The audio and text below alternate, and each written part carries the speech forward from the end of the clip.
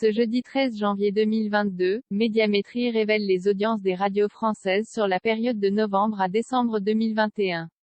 L'occasion de découvrir que France Inter est toujours au top, confirmant sa place de leader, tandis qu'Europe 1 poursuit sa chute et s'enfonce encore un peu plus. Les audiences radio de la vague novembre-décembre 2021 sont tombées.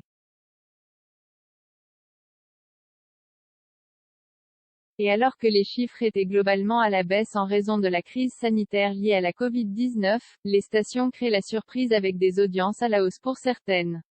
Ainsi, ils sont 40,8 millions de Français à écouter la radio. Un chiffre qui augmente de 429 000 par rapport à l'année dernière. France Inter, RTL et France Info sur le podium. France Inter confirme sa place de leader. La station publique rassemble de manière quotidienne 7 millions d'auditeurs. Un superbe chiffre qui marque alors un niveau historique. Petite ombre au tableau toutefois, France Inter affiche une part d'audience à 13,6%, soit 1,1 point de moins que l'année passée. Chez les concurrents, les chiffres impressionnent, et ce n'est pas fini. Avec la présidentielle, le record va être vite battu, annonce-t-on. En deuxième position, RTL. La radio touche 6 millions de Français. C'est un score en très légère baisse par rapport à l'année passée.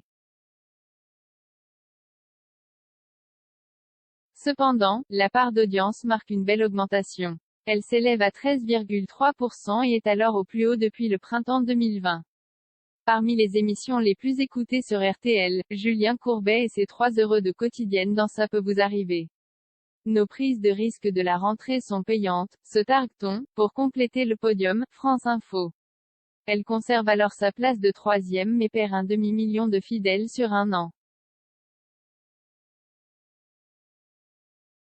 Une perte qui ne l'empêche pas de fédérer 4,7 millions de personnes et de devancer une nouvelle fois Énergie. Juste derrière, RMC progresse enfin après 3 ans de baisse.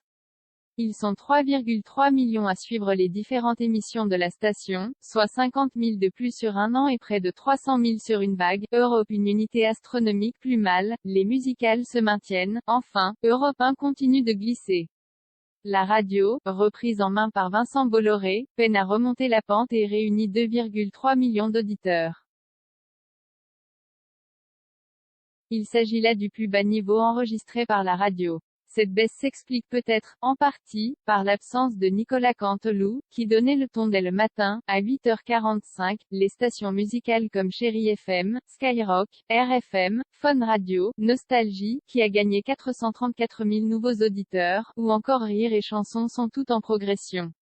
Seule Énergie perd du terrain, mais préserve sa place de 4e.